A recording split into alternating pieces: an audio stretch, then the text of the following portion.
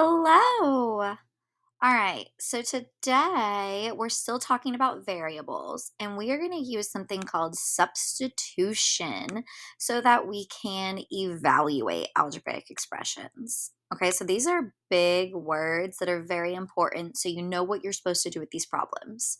So a substitution is a switcheroo. These problems are finally going to tell me what the variable equals. It's going to tell me what number I need to put in and switch the letter for. Then I can evaluate it, which means find the answer. So this problem says evaluate. That means find the answer to the expression 50 minus t. And it's going to say when t equals 10, 20, or 25. So let's start with the 10. They told me 10 could equal t. So 50 minus, I'm going to do a substitution. I'm going to switch the t out for the number they told me, which was 10. So 50 minus 10 is 40. Now I'm going to do it when t equals 20. So I'm going to switch this t out for a 20 because they told me t could equal 20. So 50 minus 20 is going to equal 30. Lastly, they told me to try it for when t equals 25. So I'm going to substitute. I'm going to switch the t for a 25. So 50 minus 25 equals 25.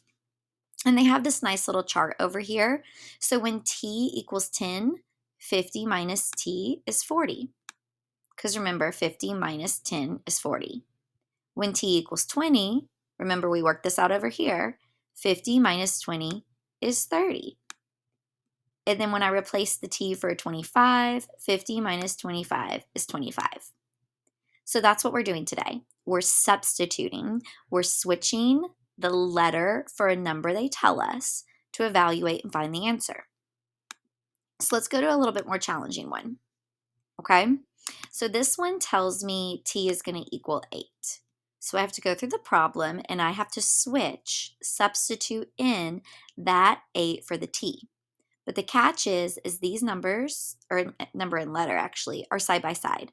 Side by side means multiply.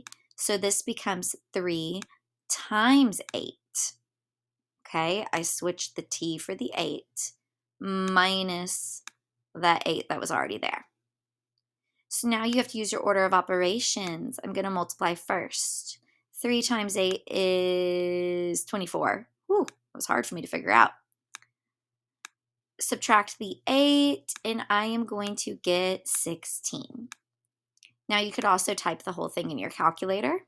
You could have typed all of that in your calculator and gotten 16.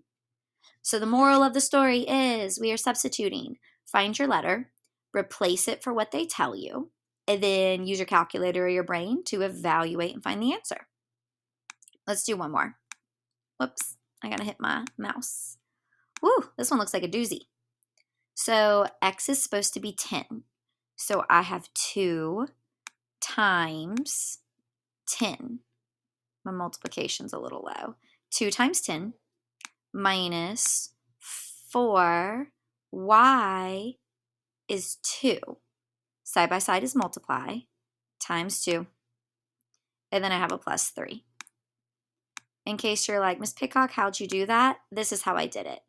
They told me 10 goes in for the x, so I switched them. And they told me 2 goes in for the y, so I switched them, remembering that side by sides multiply. So you could type this whole thing in your calculator, but I'm going to use my brain. 2 times 10 is 20. 4 times 2 is 8.